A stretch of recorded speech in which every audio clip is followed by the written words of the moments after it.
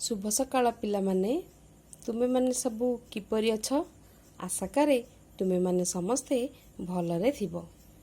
आज आमे ओडिया वर्णमाला विषय रे जानिबा।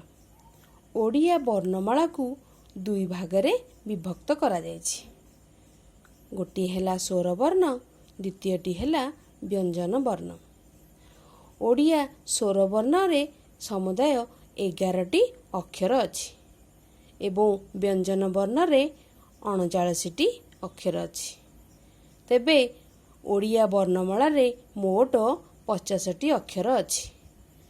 ओडिया स्वर वर्ण कहिले आमे अ, आ, ह्रस्वई, दीर्घई, हर्षौ, दीर्घौ, रु, ए, ऐ, ओ, औ को बुझी थाउ।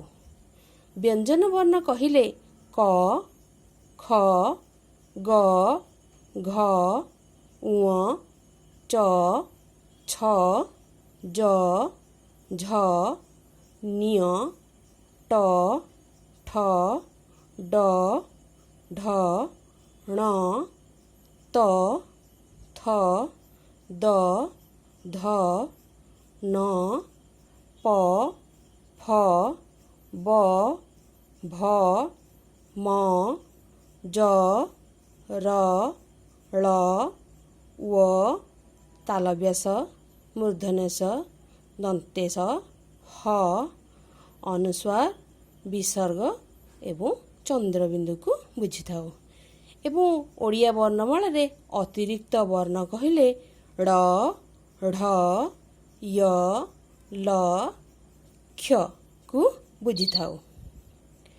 ओडिया स्वर वर्ण रे थिबा अक्षर को नहीं आमे मात्रा तैयारी करू एवं व्यंजन वर्ण को नहीं युक्ताक्षर तैयारी हुए।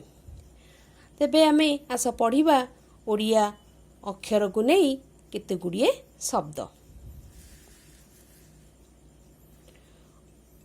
अ, अरट, आ, आत, इ, इट्टा, दीर्घई रे ईश, ह्रस्वौ रे उई, दीर्घौ रे उणा,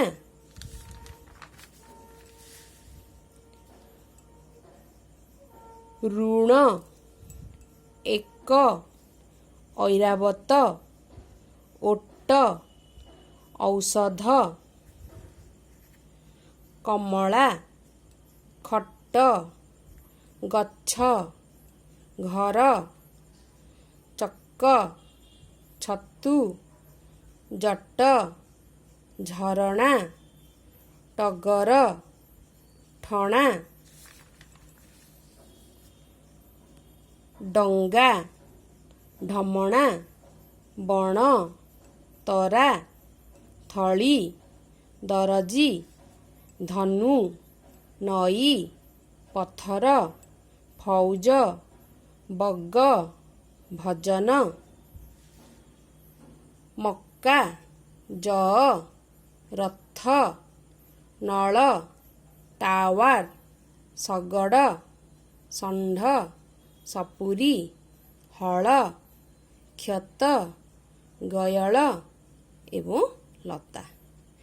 आशा करे पिला माने तुम मानकु एही वर्णमालाटी भल लागिबो। रहुची धन्यवाद।